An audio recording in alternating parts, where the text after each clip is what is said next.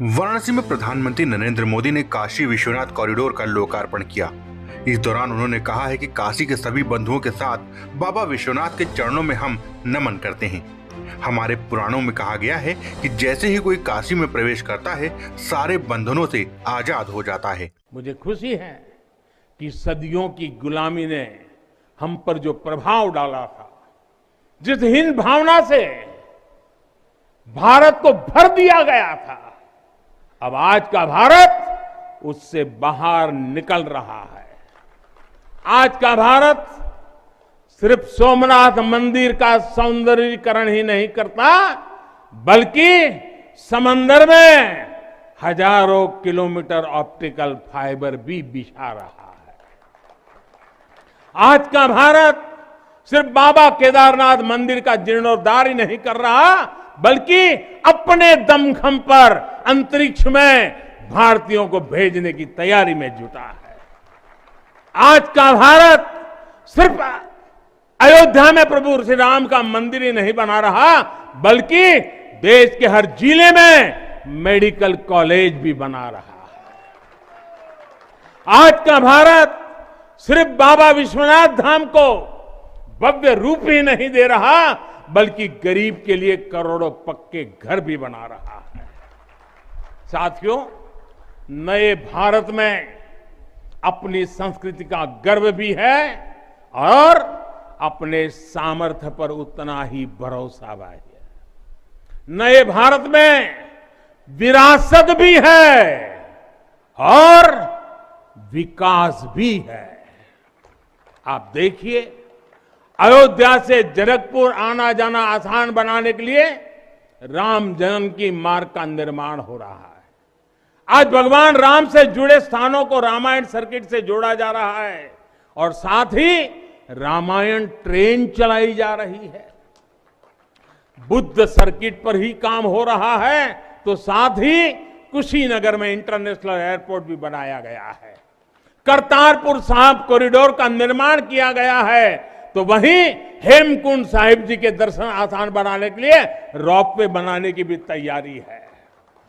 PM Modi ने कहा कि अभी मैं बाबा के साथ साथ नगर कोतवाल काल भैरव जी के दर्शन करके भी आया हूं। देशवासियों के लिए उनका आशीर्वाद लेकर आ रहा हूं। काशी में कुछ भी नया हो, उनसे पूछना आवश्यक है।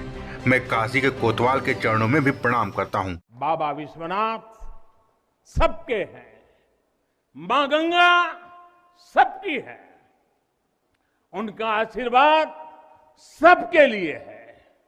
लेकिन समय और परिस्थितियों के चलते बाबा और मां गंगा की सेवा की यह सुलभता मुश्किल हो चली थी। यहां हर कोई आना चाहता था, लेकिन रास्तों और जगह की कमी हो गई थी। बुजुर्गों के लिए, दिव्यांगों के लिए यहां आने में बहुत कठिनाई होती थी। लेकिन अब विश्वनाथ धाम परियोजना के पूरा होने से यहां हर किसी के लिए पहुंचना सुगम हो गया है। हमारे दिव्यांग भाई बहन, बुजुर्ग माता पिता सीधे बोर्ड से जेटी तक आएंगे। जेटी से घाट तक आने के लिए भी एस्केलेटर लगाए गए हैं। वहां से सीधे मंदिर तक आ सकेंगे। संकरे रास्तों की वजह से दर्शन के लिए जो घंटों तक का इंतजार करना पड़ा था, जो परेशानी होती थी, वो भी अब कम होगी। पहले यहां जो मंदिर क्षेत्र केवल 3000 वर्ग फीट में था, वो अब करीब 5 लाख वर्ग फीट का हो गया।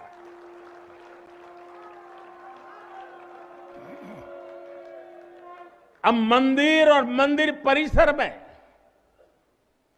50, 60, 70 हजार श्रद्धालु आ सकते हैं। यानी पहले मां गंगा का दर्शन स्नान और वहां से सीधे विश्वनाथ धाम, यही तो है हर हर महादेव। उन्होंने कहा कि हमारे पुराणों में कहा गया है कि जैसे ही कोई काशी में प्रवेश करता है, सारे बंधनों से मुक्त हो जाता है। भगवान विश्वेश्वर का आशीर्वाद, एक अलौकिक ऊर्जा यहाँ आते ही हमारे अंतरात्मा को जागृत कर देती है। पीएम मोदी ने कहा कि आतताइयों ने इस नगरी पर आक्रमण किए, इसे ध्वस्त करने के प्रयास किए।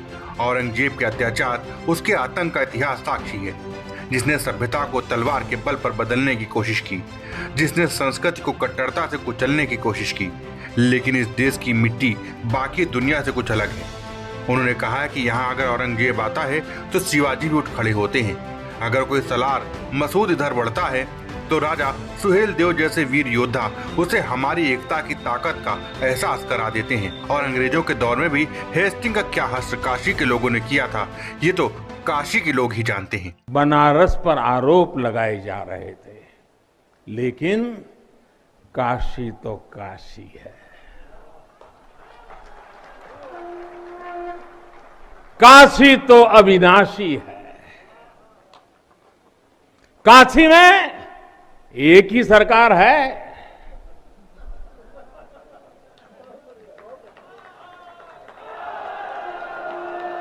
जिनके हाथों में डमरू है, उनकी सरकार है।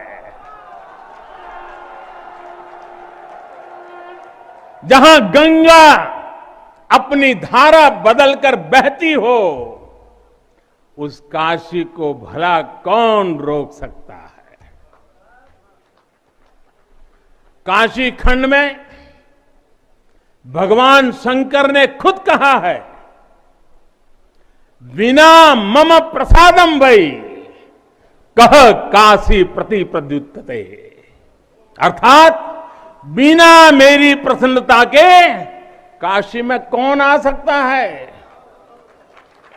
कौन इसका सेवन कर सकता है।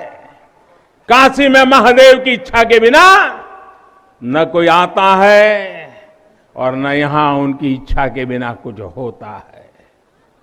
जो कुछ होता है महादेव की इच्छा से होता है।